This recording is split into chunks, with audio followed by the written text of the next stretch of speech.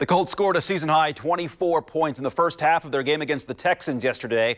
T.Y. Hilton had his best game of the fall. Phillip Rivers threw 2 more touchdown passes, but at the end, the real stars were on the Colts defense. Brad Brown shows us how they did it in tonight's Sports Extra Spotlight.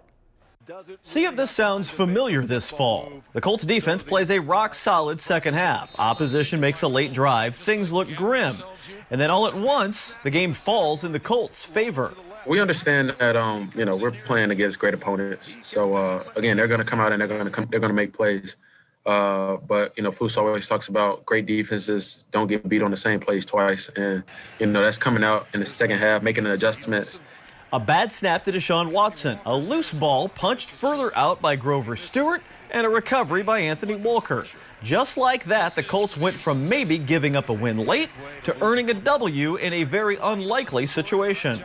I just feel like, man, I'm finna penetrate, try to throw the center back and get back there and mess up the play. I don't think I could get there to jump on it, so I'm going to punch it out. I know one of my teammates is going to get it. We know the level that our defense can play at. And in your head, then you start thinking about, well, maybe we got to get ready to go down on a game-winning drive and put this game away. And the next thing you know, we're in a victory formation. And, that's not what you were imagining, but we'll take it. A win's a win, and they're not easy to come by. Frank was calling the timeouts there. We're going to have a minute left, depending on what happened, and to go get 3 points. So that's where our mindset was, obviously, all at the same time while pulling for our D. And, that ball got on the ground. Obviously, something as simple as find a way to get on, and our defense did. Our defense is pretty strong. They always preach they're not in until the end. So, and he fumbled, and I just seen all white jerseys going to the ball, and then I seen A-Walk dive on the ball, and I was like, that's my dog. Justin Houston had strong pressure on Watson all afternoon. A fourth-quarter sack for a safety may have been, outside of that last fumble, the Colts' biggest play.